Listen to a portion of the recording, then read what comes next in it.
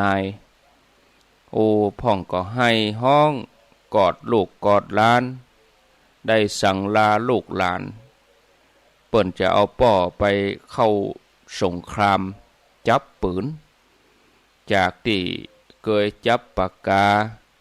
พักผ่อนมาหลายปีอยู่กับครอบครัวดี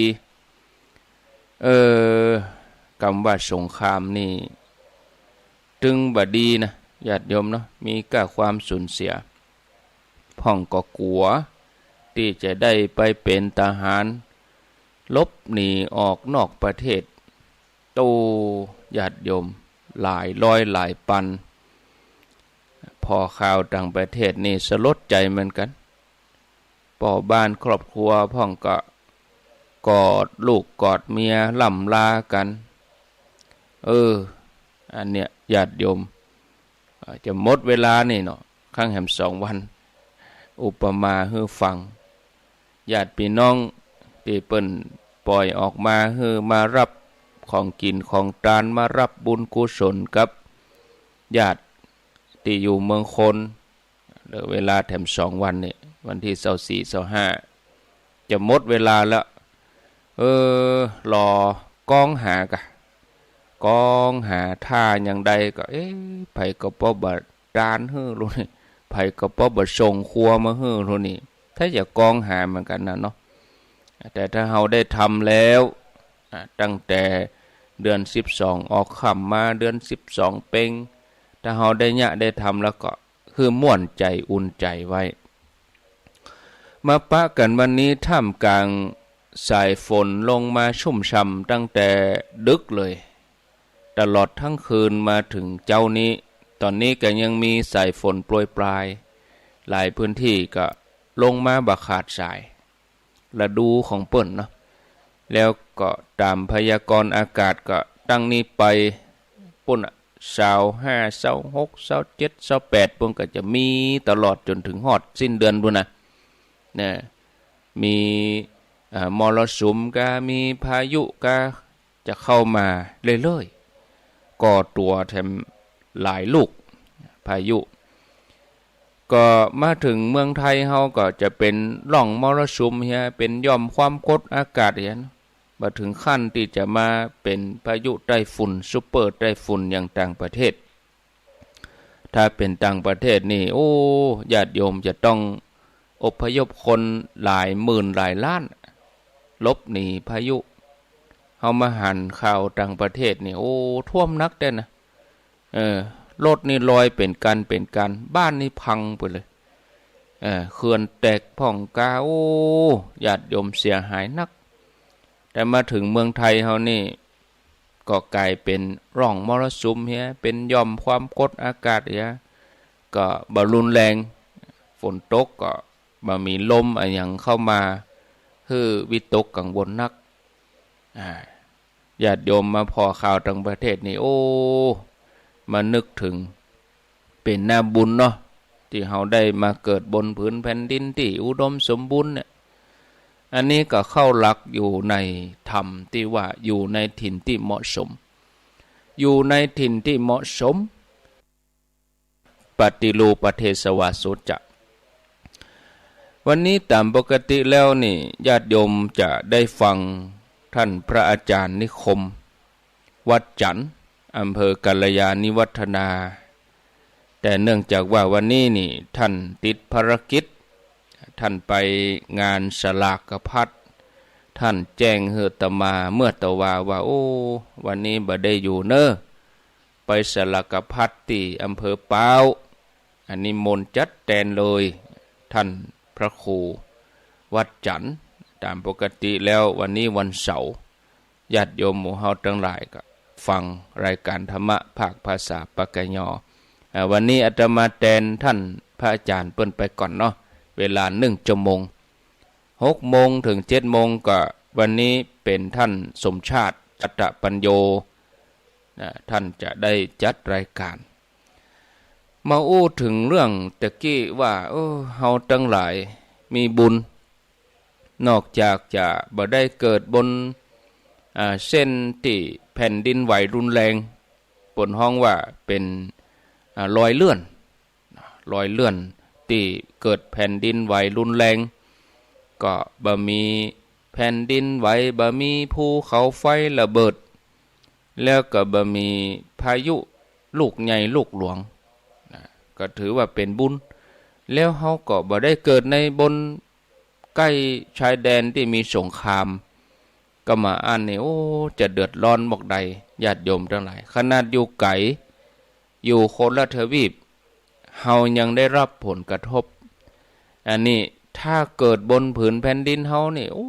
มันจะลำบากบอกใดโชคดีแล้วญาติโยมโชคดีที่สุดอยู่ในถิ่นที่เหมาะสมบางประเทศนี่แห้งแล้งเป็นทะเลทรายเลย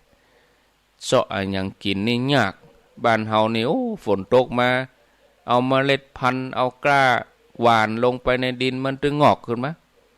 มันที่งอกขึ้นมาตามธรรมชาติพักไม้ใช้เครือขึ้นมาได้กินเป็นหน่อเป็นเห็ดอาหารธรรมชาตินี่โอ้ญาติโยมเป็นนาบุญทำ4อย่างที่ว่ามานี่ห้องว่าจัก4การอยู่ในประเทศที่สมควรคบสัตบุรุษตั้งตนไว้จอบความเป็นผู้มีบุญที่ทำไว้กันก่อนญาติโยมองค์พระสัมมาสัมพุทธเจ้าพระองค์ทรงตรัสปรากฏไว้ในทีฆนิกายปาติกวรรคทำ4อย่างที่มีอุปการะคือจัก4ได้แก่การอยู่ในประเทศที่สมควรการคบสัตบุรุษการตั้งตนไว้จอบแล้วก็ความเป็นผู้มีบุญที่ทำไว้ก่อนท่านผู้ฟังญาติโยมทั้งหลายมนุษย์เฮากู้คนนี่ต่างแสวงหาต่างที่จะให้ชีวิตของตัวเก่ามีความเจริญรุ่งเรืองก็ต้องอาศัยปัจจัยสำคัญอย่างหนึ่งคือการอยู่ในสถานที่ที่เหมาะสมเพราะสิ่งแวดล้อมที่ดีจะเกื้อกูลสนับสนุนต่อสุขภาพกายสุขภาพใจทำให้เฮาได้ทำการทำงานประกอบกิจการสร้างคุณงามความดีได้เต็มที่นะภาษาพระเปิ้นฮ้องว่าสัปปยะนะญาติโยมเนาะสัปปยะคำว่าสัปปยะคือว่ามันเหมาะสมมันเปิงมันเหมาะสมมันเปิงมันสมควรมันเปิงกวนเนาะญาติโยมท่านทั้งหลายทีนี้สัปปยะมีตึงหมดอยู่7อย่าง7อย่างคือ1อาวาสสัปปยะที่อยู่เหมาะสมคนบ่นักพุกพ่านจอแจคนบ่นักเกินไปนะ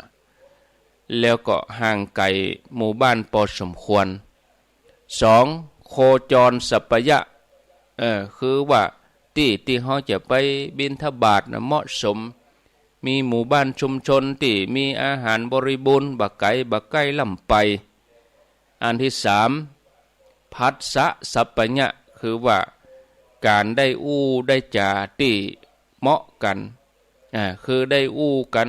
ได้อู้จากันเหมาะพอประมาณอันที่4บุคคลสัปปยะบุคคลที่เหมาะสม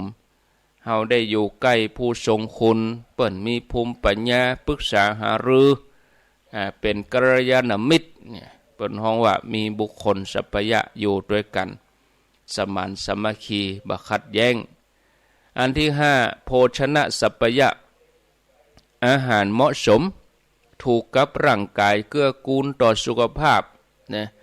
แล้วก็อันที่6อุตุสัปปยะคำว่าอุตุนี่หมายถึงดินฟ้าอากาศธรรมชาติสิ่งแวดล้อมเหมาะสมบ่หนาวล่ำไปบ่ร้อนล่ำไปบ่แรงเกินไปน้ำบ่ท่วมขังนานเกินไปอุตุสัปปยะอากาศแปลว่ากรมอุตุคือเกี่ยวกับอากาศแล้วอันที่7อิริยาปถะสัปปยะอิริยาบถนั่นเหมาะสมคือบางคนก็ถูกกับเรื่องของการเดินจงกรมบางคนก็ถูกกับเรื่องการนั่งสมาธิบางคนก็ถูกกับการเคลื่อนไหวหมอกพอให้พอดีอันนี้เปิ้นฮ้องว่า สัปปยะนะญาติโยมท่านสาธุชนท่านผู้ฟังทั้งหลายอันนั้นคือว่าเฮาอยู่ในถิ่นที่เหมาะสมถ้าเฮาอยู่ในถิ่นที่เหมาะสมก็จะเกื้อกูลสนับสนุนคือสุขภาพกายสุขภาพใจของเฮาดีญาติโยมโดยเฉพาะอย่างยิ่งการที่เฮาได้เกิดในห่มเงาของพระพุทธศาสนามีพระธรรมคำสอนเป็นหลักในการดำเนินชีวิตก็ถือว่าเป็นมงคลเพราะจะทำให้เฮามีโอกาสได้ประพฤติปฏิบัติปั่มเพ็งบุญอย่างสมบูรณ์แล้วผลแห่งการได้ปั่มเพ็งบุญนั่นจะย่าให้เฮาได้เกิดความสุขความเจริญสุขกายสุขใจนะสถานที่เหมาะสมนั่นเปิ้นห้องว่าปฏิรูปประเทศปฏิรูปประเทศปฏิรูปประเทศสวาโสจะสำหรับคนที่หวังความเจริญทางธรรมก็คือสถานที่ที่พระธรรมคำสอนของพระพุทธเจ้าที่เปิ้นดำรงอยู่มีพุทธบริษัทมีสาธุชนสมัครสมานสามัคคีมีในหนึ่งใจเดียวกันมีการสร้างบุญสร้างกุศลได้ทำทานรักษาศีลได้เจริญภาวนาพ่อแม่ศรัทธาญาติโยมทั้งหลายการได้อยู่ในถิ่นที่เหมาะสมอย่างนี้องค์พระสัมมาสัมพุทธเจ้าพระองค์ทรงตรัสว่าเป็นมงคลสูงสุดเพราะว่าเป็นเหตุให้เฮาได้อนุตตริยะ6อย่างคำว่าอนุตตริยะคือว่าเฮาได้สิ่งที่ยอดเยี่ยม6อย่างญาติโยมลองเอา6อย่างนี้มาพิจารณาเพราะว่าข้อใดที่เฮาได้แล้วเฮาได้ความยอดเยี่ยมตึง6อย่างนี้ครบก่อแล้วก็ได้กี่ข้อพ้องเนี่ยเมื่อเฮาได้เกิดมาเป็นมนุษย์ได้อัตภาพของความเป็นมนุษย์แล้วเนี่ยเฮาได้เกิดในถิ่นฐานที่เหมาะสมเป็นอุดมมงคลแน่ได้อนุตตริยะ6อย่างนี้ครบก่อญาติโยมลองฟังแล้วก็เอาถึง6ข้อนี้มาพิจารณาตัวเก่าเฮานะทุกท่าน1ทัศนานุตตริยะได้หันยอดเยี่ยมคือเฮาได้ปะได้หันพระพุทธเจ้าได้ปะได้หันสงฆ์สาวกผู้ปฏิบัติดีน่าเข้าใกล้เพื่อจะได้ฟังธรรมนะผู้ใดเห็นธรรมผู้นั้นเห็นเราตถาคตอีเนาะญาติโยมทัศนานุตตริยะคือได้หันอย่างที่มันดีไปที่ไหนก็หันอย่างก็มันดีมันงามหันอย่างที่มันเหมาะสมทำให้เจริญตาเจริญใจนี่อันนี้เปิ่นห้องว่าทัศนานุตตริยะได้หันพระสงฆ์องค์สังฆเจ้าได้หันคนนุ่งขาวห่มขาวได้หันคนบำเพ็ญบุญกุศลได้หันคนเปิ้นทำบุญกินทานอันเนี่ยสถานที่เหมาะสมหันแล้วเจริญตาเจริญใจ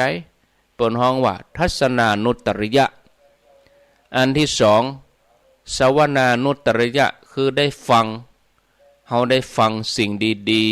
ๆได้ฟังธรรมะของพระพุทธเจ้าธรรมะทางด้านพระพุทธศาสนานำปาตัวเฮานี่ยกจิตของเฮานี่สูงขึ้นไปตื่นเจ้าขึ้นมาญาติโยมได้ฟังแล้วนี่เนาะเจ้าแจ้งมาแล้วอย่าเจ้าแจ้งก็ห้องกันลุกปุ๊กกันตื่นเฮาได้ฟังยอดเยี่ยมประเด็นนี้หลายคนว่าอีแม่ได้ละ2ข้อนี้ท่านอีป่อได้ละ2ข้อนี้ได้หันแล้วได้หันครูบาอาจารย์ได้ไหวได้สาได้ไปแอวหาเยี่ยมเยียนแล้วก็ได้ฟังตัวได้ฟังรายการกูเจ้ากูแรงครูบาอาจารย์เปิ้นจัดรายการถึงแม้ฝนตกญาติโยมก็ฟังได้สะดวกนอนฟังเว้นเสร็จแต่ไฟดับกับอินเทอร์เน็ตบดีอันที่3ลาภานุตตริยะคือการได้อันยอดเยี่ยมได้อันยังได้ความศรัทธา ได้ความศรัทธาในพระศาสนาในพระรัตนตรัยได้ศึกษาพระธรรมให้ยิ่งขึ้นไปถือว่าเป็นลาภานุตตริยะอันที่สี่สิกขานุตตริยะคือได้ศึกษาอันยอดเยี่ยมเฮาทั้งหลายที่เฮาฟังนี่เหมือนเฮาได้มาห้ำมาเฮียนด้วยกันครูบาอาจารย์อาตมาเขากว่าจะเอาอันอย่างมาอู้นี่ก็ต้องอ่านหนังสือต้องห้ำต้องเฮียนต้องทบทวนตำรับตำราต้องศึกษาต้องอ่านต้องมีประสบการณ์ต้องอันอย่างหลายๆอย่างคือเฮามาเฮียนหู้ห่วมกันบ่ใจมาสอนบ่ใจมากล่าวบอกบ่ได้คือมาเฮียนหู้ห่วมกันญาติโยมบ่เข้าใจก็โทรมาถามบางครั้งบางทีคำถามที่ญาติโยมเขาถามมานั้นก็ทำให้อาตมาเขาจะต้องค้นคว้าต้องศึกษาอันนี้สิกขานุตตริยะได้ห่ำเฮียนได้ศึกษาพระธรรมวินัยนะแล้วก็อันที่ห้าปริจริยานุตตริยะแปลว่าการได้บำรุงอันดีได้อุปถากทำนุบำรุงพระพุทธศาสนาได้ทำบุญกินทานได้อุปถากวัดวาศาสนาตุเจ้าพระเนนอย่างเทศกาลงานสลากก็ดีสังฆทานก็ดีเนี่ยถือว่าเฮาได้บำรุงดูแลตุเจ้าพระเนนพระสงฆ์องค์สังฆเจ้าได้บริจาคถึงโอกาสแล้วเวลาสำคัญเขาก็ไปเลี้ยงลงทานกันมีการงานที่หันที่นี่เขาได้บริจาคได้บำรุงบัดใจเฉพาะพระสงฆ์องค์เนนคือคนทั้งหลายได้รับการบำรุงจากเฮาเสียสละภาษีบำรุงเข้ารัฐบำรุงเข้าหลวงนี่ญาติโยมท่านทั้งหลายแล้วอันที่หกอนุสตานุตตริยะแปลว่าการระลึกอันยอดเยี่ยมคือเฮาได้ระลึกนึกถึงรัตนตรัยเป็นที่เปิ่งอันสูงสุดเป็นแหล่งแห่งความสะอาดอันนี้คือความโชคดีของเฮานะญาติโยมความโชคดีของเฮาทั้งหลายทุกคนที่ได้เกิดมาบนผืนแผ่นดินไทยมีพระพุทธศาสนามาประดิษฐานเหมือนดังพระวักกลิกผู้เป็นเลิศในการบรรลุธรรมด้วยศรัทธาในองค์พระสัมมาสัมพุทธเจ้าแต่ว่าได้ดูข่าวต่างประเทศแถมข่าวหนึ่งประเทศอิหร่านนี่ส่วนใหญ่เปิ้นบ่ใจนับถือพุทธศาสนาเฮาเนาะ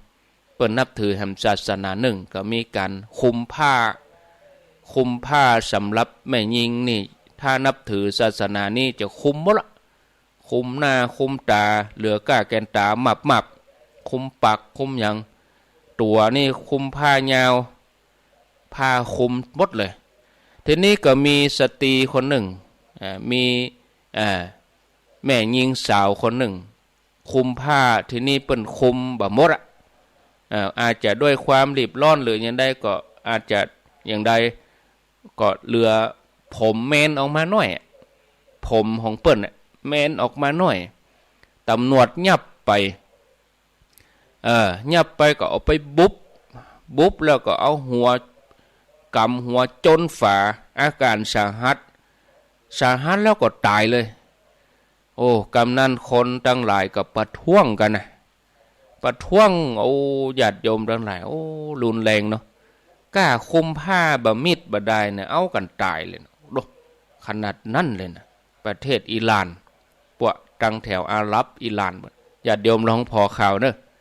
พอข่าวต่างประเทศแต่ว่าวันศุกร์นี่อาตมาพอแล้วโอ้สลดใจมาพิจารณาว่าโอ้บุญแล้วนะเปิ้นถึงว่าพุทธศาสนานี่เป็นยอดแห่งคำสอนบ่ได้จำกัดสิทธิใครจะนับถือกก็บ่ได้บังคับแล้วแต่นะถ้าปฏิบัติได้หันผลด้วยตัวเองก็ดีนะญาติโยมทั้งหลายทำด้วยศรัทธาบ่ได้ทำด้วยกฎหมายบังคับ ทีนี้พระวักกลิกเป็นผู้โลดด้านศรัทธาพระวักกลิกนี่เปิ้นเป็นพราหมณ์เจ้าเมืองสาวัตถีวันหนึ่งก็ได้หันพระเจ้าเสด็จบิณฑบาตเกิดความรู้สึกเลื่อมใสเนาะพอพระพุทธเจ้าก็พิจารณาอนิทัศนานุตริยะเนาะ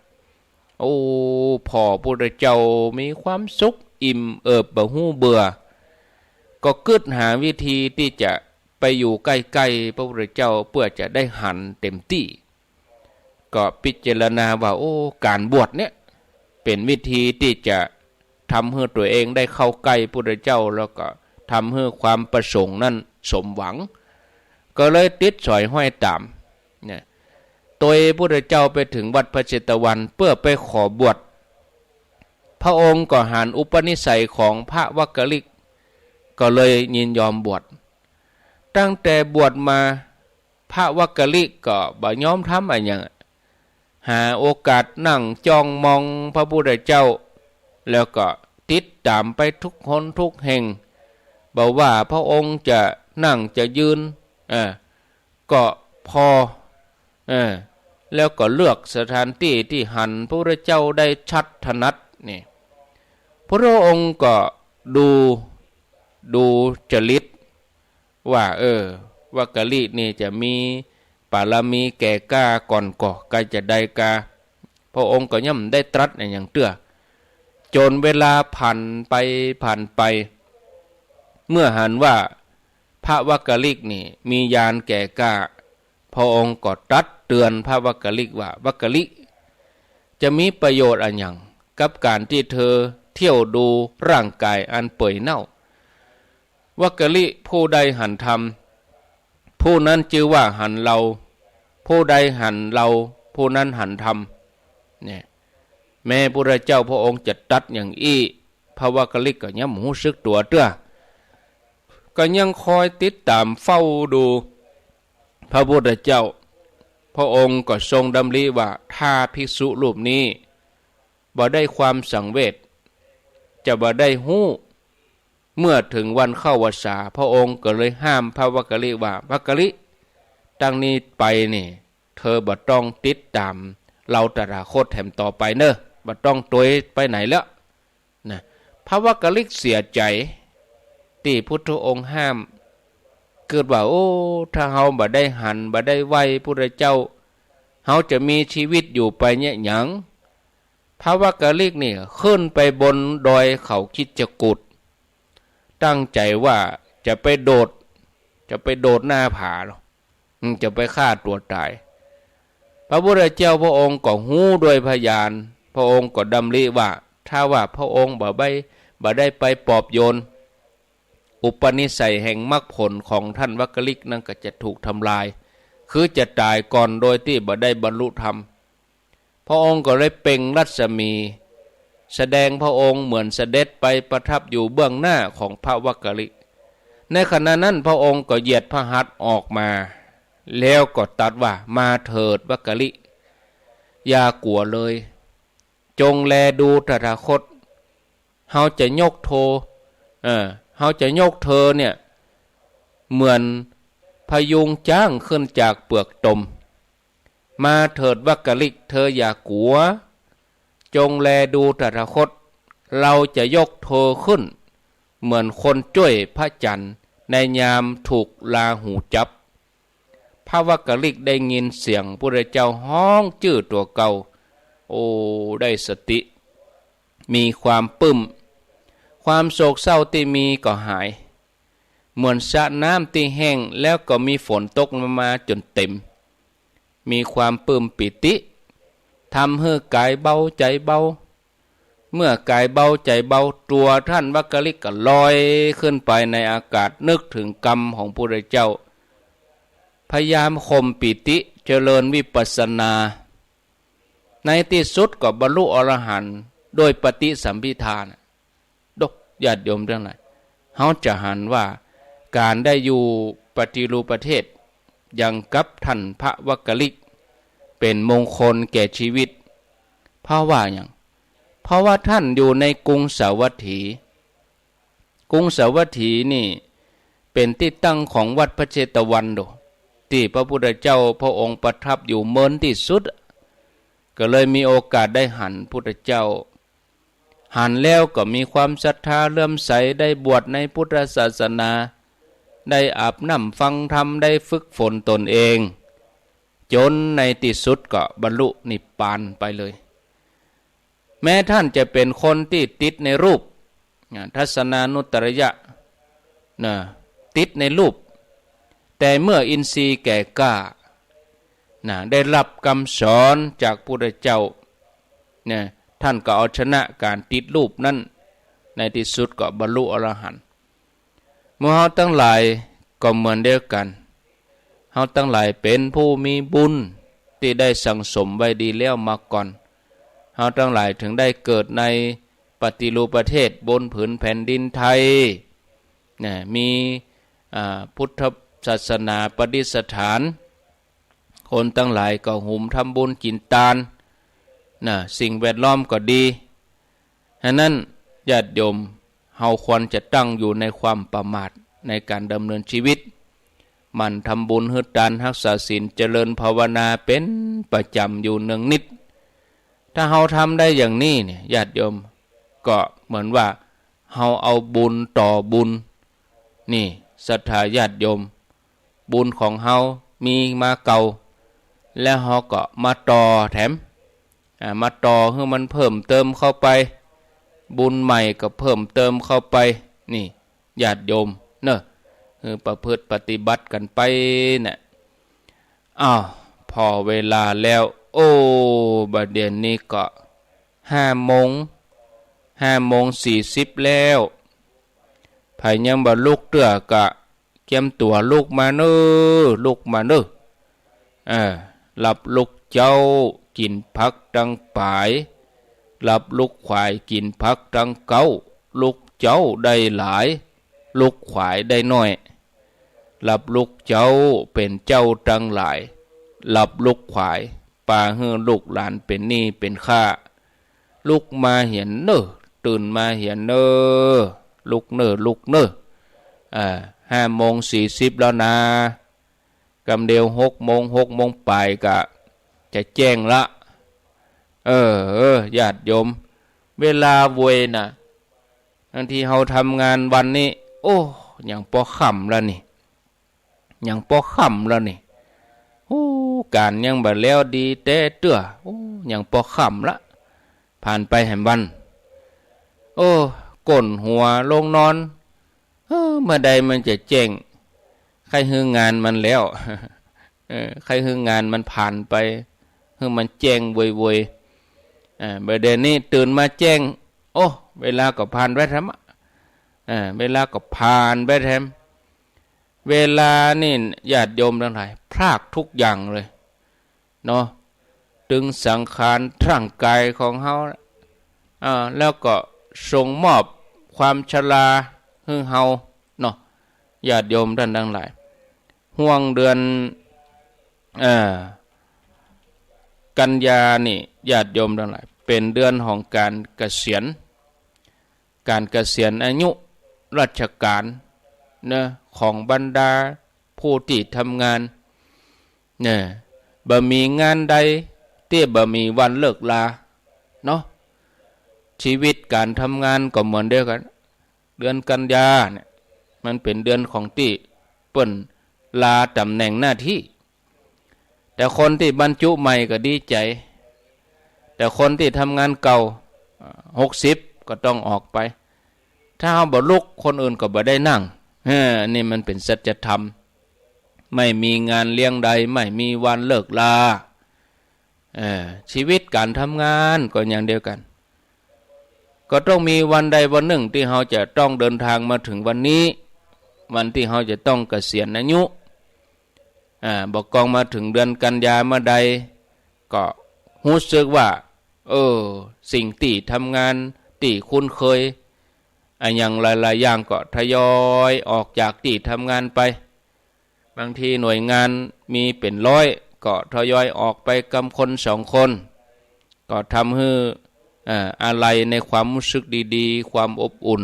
ที่ได้หันหน้าหันตากันอยู่ร่วมทำงานกันเวลาที่มีกิจกรรมอะไรอย่างต่างๆก็ร่วมกัน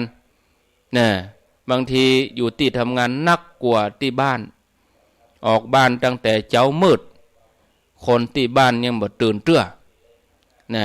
ปิกเข้าบ้านมาก็มืดคนที่บ้านก็พอเข้านอนแล้วอย่างนี้ก็มีนะความผูกพันที่มีต่อกันในที่ทำงานก็เป็นวัฏจักรอย่างนี้จากรุ่นพี่ไปสู่รุ่นน้องจากรุ่นสู่รุ่นกันไปอย่างเงี้ยนี่ศรัทธาญาติโยมเดือนนี้เป็นเดือนของการเกษียณอายุราชการเมื่อเดินทางมาถึงวัยเกษียณโอ้นับว่าชีวิตนี่ยาวนานพอสมควรแต่ละท่านที่ทำงานราชการรัฐวิสาหกิจหรือว่าเวลาเกษียณอายุเนี่ยเนาะก็จะผ่านเรื่องราวอะไรอย่างมาต่างๆมากมายเมื่อย้อนไปถึงอดีตก็มีตึงความสุขความทุกข์มีปัญหาอุปสรรคดีใจเสียใจสมหวังผิดหวังความสำเร็จความอิจฉาการถูกนินทาการได้สรรเสริญอย่างนั้นแล้วก็ยังได้รับถูกเป็นที่ฮักยังได้รับถูกเป็นที่จังของคนอื่นเนี่ยโอ้โลกนี้คือละครดูแล้วเนี่ยชีวิตของเฮานี่เหมือนโรงละครโรงใหญ่บอกว่าจะไปเกิดที่ไหนอยู่ที่ไหนก็ไปตามบทบาทบอกว่าจะเกิดอะไรยังขึ้นก็ตามสุดท้ายมันก็ผ่านไปด้วยดีมาจนถึงวันที่เกษียณอายุเนี่ยเปิ้นถึงมีการเก็บ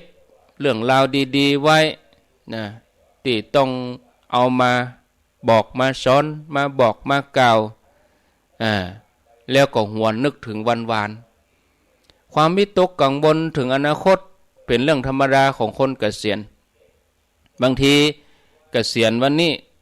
บรรพุวันจันทร์โอ้กูลีกูจอไปแต่งตัวเพื่อแต่งตัวแล้วพอจะออกจากบ้านโห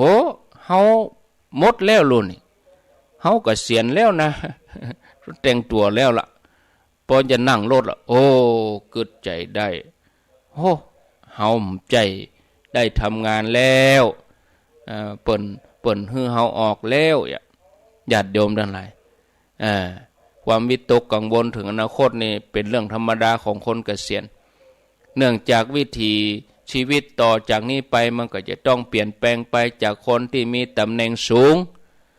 เมื่อลงจากตำแหน่งเนี่ยบางคนก็ลงเฉพาะตัวคือลงเฉพาะร่างกายบางทีใจก็ยังครองตำแหน่งท่านอยู่ยังต้องการคนนับหน้าถือตายังต้องการลูกน้องยังต้องการคนฮับใจยังต้องการคนห้อมล้อมต้องการมีอำนาจมีบารมีเหมือนเดิมแต่มันหมีนะความจริงคือมันแบบหมีนะอย่างที่เฮาทั้งหลายพิจารณาว่าโอ้จะต้องเกียมใจหึ้นักนี่ศรัทธาญาติโยมมีตำแหน่งหน้าที่ยังได้ก็ตามเมื่อลงจากตำแหน่งหน้าที่ทุกอย่างก็มีคนเอาปิกไปหมดละก็เหมือนกับคนที่ตกจากที่สูงบางทีก็มันเจ็บตึงตัวเจ็บตึงใจนะในความบ่แน่นอนมีลาภเสื่อมลาภมียศเสื่อมยศเนี่ยก็เลยแบบแปลกใจเลยว่าเป็นจะได้คนที่เคยมีอำนาจบางคนถึงพยายามเพื่อไปถึงจุดสูงสุดคนที่รอบคอบนี่เปิ้นจะวางแผนชีวิตว่าต่อไปนี้จะทำอะไรอย่างกับชีวิตพ่องมาพอข่าวมาเจ้าแต่ว่าอาจารย์เฉลิมชัยที่เปิ้นเขียนภาพแล้วก็เปิ้นไปสร้างวัดลองขุนเจียงไฮ้โอ้บัดเดียวนี่เปิ้นว่าโอ้บ้านปลายชีวิตนี่เปิ้นจะไปตามฝันนะสิ่งที่ทำมานะวางหมดบัดเนี้ยอย่างแล้วพักผ่อนวางหมดเลยชีวิตมันแก่เท่าแล้วปอยุดอาจารย์เฉลิมชัยโคสิทธิพิพัฒน์เปิ้นเขียนรูปแปลงวัดล่องขุนมากองอายุ60แล้วหมดเลยปดเลยแล้วหมดเลย เนี่ยเปิ้นรอบคอบในการวางแผนชีวิตเนี่ยต่อไปนี้จะยะหยังกับชีวิตพ่องส่วนคนที่ติดยศติดตำแหน่งก็เข้าไปเล่นการบ้านการเมืองเนาะคือคนนับหน้าถือตาเหมือนเดิมไปทำนั่นทำนี่บางคนก็กลัวง่อมกลัวเหงาก็ช่วยเหลือสังคมเป็นจิตอาสาเพราะรู้ว่าความรู้หลัง60ไปเนี่ยยังมีอยู่พอที่จะทำประโยชน์กับส่วนรวมได้ก็ไปช่วยการวัดกันว่าไปช่วยงานสาธารณะไปช่วยโรงเรียนไปช่วยชุมชนเอาความรู้ความสามารถเหล่านั้นมาทำพัฒนาบางคนถือโอกาสไปประพฤติปฏิบัติธรรมเพื่อจะได้เป็นเสบียงบุญเผื่อว่าชีวิตที่เหลืออยู่นี่มันบ่แน่นอนบางคนก็จะมีโอกาสได้พักสักครั้งหนึ่งหลังจากที่ทำงานเหน็ดเหนื่อยมาเมินก็จะได้อยู่กับลูกกับหลานอยู่กับธรรมชาติศรัทธาญาติโยมอันนี้ก็เป็นธรรมะสั้นๆสำหรับการที่จะมาอู้จาศรัทธาญาติโยมคือธรรมะสำหรับผู้เกษียณยังมีแหมนักญาติโยมเนาะสุขเกษมในวัยเกษียณคำว่าเกษียณนี่ตามความหมายในพจนานุกรมนี่เปิ้นว่าสิ้นไปเกษียณหนังสือเกษียณไปคือสิ้นไปนะเกี่ยวกับการกำหนดอายุเกษียณอายุราชการก็จะหมายถึงว่าสิ้นกำหนดเวลารับราชการสิ้นกำหนดเวลาทำงานโดยส่วนใหญ่แล้วก็เปิ้นก็เอา60นะบางทีบางคน60ถอดต่อแหมหน่อยต่อไปถึง65อีกก็มีอย่างใดมันก็ถึง60ต้องเกษียณอายุโปนสภาพการทำงานเพื่อหยังบางครั้งบางทีถ้าเกษียณตามราชการก็ว่าไปแต่ว่าบางครั้งร่างกายเฮามันก็เกษียณตัวเองมันก็บ่ค่อยไหวแล้วแข้งขาหูตามันก็เริ่มค่อยดีแล้วมันก็ร่างกายมันก็เกษียณของมันคนเดียวเพื่อให้ร่างกายได้พักผ่อนจากการที่ทำงานตรักตรำทำมาตลอดชีวิตนะการเกษียณอายุนี่ถือว่าเป็นการเปลี่ยนแปลงครั้งใหญ่การเกษียณอายุการทำงานนี่มีความหมายหลายอย่าง1ได้ทำงานมานักจะได้พักผ่อนนี่เนาะ2สร้างสรรค์งานมาหลายอย่างจะได้มีเวลาชื่นชมผลงานของตัวเองบางครั้งบางทีขับรถผ่านอันนั้นเฮาก็ได้ทำอันนี้เฮาก็ได้กึดอันนั้นก็สมัยเฮาลูกนี่ได้ชื่นชมผลงานตัวเก่า3ได้ใช้ชีวิตเป็นประโยชน์เป็นชีวิตที่มีคุณค่าแล้วก็4เสียสละความรู้ความสามารถให้คนรุ่นหลังได้สานต่อแล้วก็5ได้เป็นแบบอย่างที่ดีกับเพื่อนร่วมอาชีพนะการเกษียณอายุในการทำงานนับว่าเป็นความพ้นภาระความรับผิดชอบนะมีอิสระในการตัดสินใจต่างๆทำอะไรอย่างบางทั้งอยากทำขณะที่ทำงานไม่ได้ทำเมื่อออกจากงานเกษียณมาแล้วก็ทำเมื่อครั้งที่มีตำแหน่งหน้าที่กึดใจเนี่ยยังก็บ่สามารถที่จะทำได้ตามที่กึดโดยภาระตำแหน่งหน้าที่ต้องรับผิดชอบแต่ต่อจากนี้ไปก็จะเลือกตามใจตามฉันทะแล้วก็ยังให้ชีวิตมีพลังเข้มแข็งบางท่านเมื่อถึงวัยเกษียณอายุราชการถ้าว่าวางใจบ่ถูกที่จิตใจก็รู้สึกเหงาว้าเวใจคอบ่ค่อยดีแต่ถ้าว่าวางใจให้ถูกที่ก็จะสามารถใช้โอกาสเนี่ยเจริญอายุนักขึ้นมาหมายความว่าจะมีพลังสืบต่อที่จะทำให้อายุยืนยาวด้วยการเจริญอิทธิบาท4การเจริญอิทธิบาท4คืออย่างคือเฮาฮักปรารถนาสิ่งที่เฮาอยากทำสิ่งนี้จะทำให้เฮาอายุยืนภาษา พระเปิ้นฮ้องว่าฉันทะตัวฉันทะนี่เนี่ยจะเกิดพลังใจขึ้นมาคนเฮาเวลามีใจห่อเหี่ยวใจเหี่ยวแห้งใจหดหู่มันบ่มีบ่าบ่มีแห้งบ่อยากจะทำอะไรยังเนาะแต่ถ้ามีฉันทะมันมีพลังหรอมันมีตัวกระตุ้นฝนตกฟ้าห้องอย่างใดถ้ามีฉันทะมีความพอใจมีพลังกายมันก็เต็มเปี่ยมนะญาติโยมฉันทะจะทำให้เฮามีพลังเนี่ยศรัทธาญาติโยมนี่การปฏิบัติหน้าที่เริ่มต้นตั้งแต่เริ่มแรกจนถึงตำแหน่งสูงสุดที่เฮาทำมาด้วยความขยันขันแข็งมีสติปัญญาฉลาดสามารถทำงานด้วยความถูกต้องชอบธรรมบริหารงานบริหารชีวิตด้วยดีมาตลอดก็เป็นกำลังหลักในการช่วยเหลือเกื้อกูลโดยกำลังกายกำลังใจกำลังสติปัญญาทำงานนั้นๆประสบความสำเร็จลุล่วงไปด้วยดีก็จะเป็นอนุสาวรีย์อนุสาวรีย์ชีวิตที่เฮาบ่ต้องรอให้ไผสร้างเฮาสร้างขึ้นมาในใจของเฮาคนเดียวได้นะสิ่งที่เฮาทำมาเมื่อประสบความสำเร็จลุล่วงไปก็เป็นอนุสาวรีย์ได้ใจนะพอเฮาได้สร้างมาตลอดชีวิตนะหนึ่งคำถามที่ถามขึ้นมาในวัยผู้สูงอายุในเมืองไทยที่จะเข้าสู่วัยผู้สูงอายุเต็มที่แฮมปี2 ปีเนี่ยคนเฒ่าจะนักผู้สูงอายุจะนัก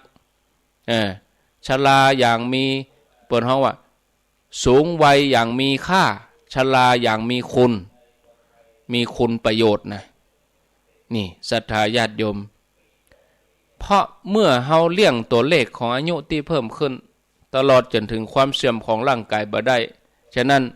การใช้ชีวิตความเป็นอยู่อย่างบรรทุกถือว่าเป็นสิ่งที่น่าสนใจเพราะเมื่อใดก็ตามที่เฮาเข้าสู่วัยชราเนี่ยเฮาต้องชราอย่างภาคภูมิใจแน่นอนญาติโยมชีวิตมันบ่ได้ยืนยาวนะเฮานับถอยหลังไปเลยศรัทธาญาติโยมนะเมื่อถึงตัดนี้แล้วเนี่ยสิ่งที่ทางด้านพุทธศาสนาเปิ้นสอนก็คือว่าความจริงที่เป็นประโยชน์ใจแก้ทุกข์ได้แล้วก็นำไปสู่จุดหมายที่เฮาควรจะถึงนะจุดหมายลักษณะทั่วไปคือการดำเนินชีวิตให้ถูกหลักถูกเกณฑ์นะอันนี้เปิ้นฮ้องว่าประโยชน์3อย่างฮ้องว่าอัฏฐะ3อย่างเนี่ยเอามาพิจารณาทิฏฐธรรมิกัตถะประโยชน์ปัจจุบันสัมปรายิกัตถะประโยชน์เบื้องหน้าปรมัตถะประโยชน์คือประโยชน์สูงสุดทิฏฐธรรมิกัตถะประโยชน์ปัจจุบันก็คือประโยชน์ที่เฮาหันกันเนี่ยคือมีความสุขกันทั่วไปได้กินได้แอวได้นอนมีความเป็นอยู่สบายดีมีชีวิตมีคู่ครองที่ดีมีมิตรไมตรีที่ดีประโยชน์ปัจจุบันสัมปรายิกัตถะประโยชน์ที่เลยออกไปแหมน้อยนะคือสัมปรายะเลยออกไปคือเบื้องหน้าคือพบหน้าจัดหน้าเฮาก็ได้ไปเกิดที่ดีๆบ่ได้ไปเกิดที่ตกต่ำเฮาจะต้องปฏิบัติสั่งสมบุญกุศลพอตอนที่เฮาทำงานนี่เฮาว่าโอ้มีเวลามาทำงานบัดนี้เฮาเกษียณแล้วเฮาก็ต้องปั่มเป่งเอาบุญนักตอนเฮาทำงานนี่เวลาจะใส่บาตรละค่ำมีนะเนี่ยประโยชน์ตัวนี้มันจะไปถึงพบหน้าปรมัตถะคือประโยชน์สูงสุดกันง่ายๆคือเรื่องนิพพานนะจิตหลุดพ้นจิตผ่องใสนี่ศรัทธาญาติโยมพยายามทำเนาะอันนี้มอบให้สำหรับธรรมะสำหรับวัยเกษียณถ้ามีเวลาก็วันอื่นก็จะเอามามาจ่าให้กับศรัทธาญาติโยมทั้งหลายได้ฟังแถมกรรมเนาะพอเวลาแล้วก็หมดลงไปเนอะเวลานี่บวยเตะเมื่อเวลาบวยอย่างใดก็ต้องลากเนาะ ญาติโยมวันนี้มันได้เปิดสายก็ได้ดำเนินรายการมาวันนี้แตนวัดจันทร์อำเภอกัลยาณิวัฒนาก็ต้องขอนำรายการจากลาศรัทธาญาติโยมทั้งหลายไปก่อนโอกาสหน้าจังหวะเวลาดีก็ก้อยมาปะกันแถมใหม่104วันนี้ก็ฟังท่านพระครูหลวงพ่อพระครูวิสิตศิลาภรณ์เป็นปกติ6 โมงถึง 7 โมงส่วนเครือข่ายขึ้นสีขาวก็ฟังท่านสมชาติชาตปัญโยท่านจัดรายการต่ออาตมานี้เนาะญาติโยมฟังรายนี้ไปไหนเถอะเนอะฟังรายการต่อไปเปิ่นมารอท่านี้แล้วสำหรับวันนี้อาตมาภาพขอนำรายการจากลาพ่อแม่พี่น้องศรัทธาญาติโยมไปก่อนบุญใดกุศลใดที่ญาติโยมตั้งใจปั้มเป่งตั้งแต่ที่ทำมาหรือทำวันนี้และจักตั้งใจทำต่อไปขอให้บุญกุศลประกอบด้วยเจตนาอันดีเป็นบุญเกื้อหนุนศรัทธาทุกท่านจงประสบแต่อายุวันนะสุขภละเหมือนกันทุกคนทุกท่านอายุวันโนสุขังพลัง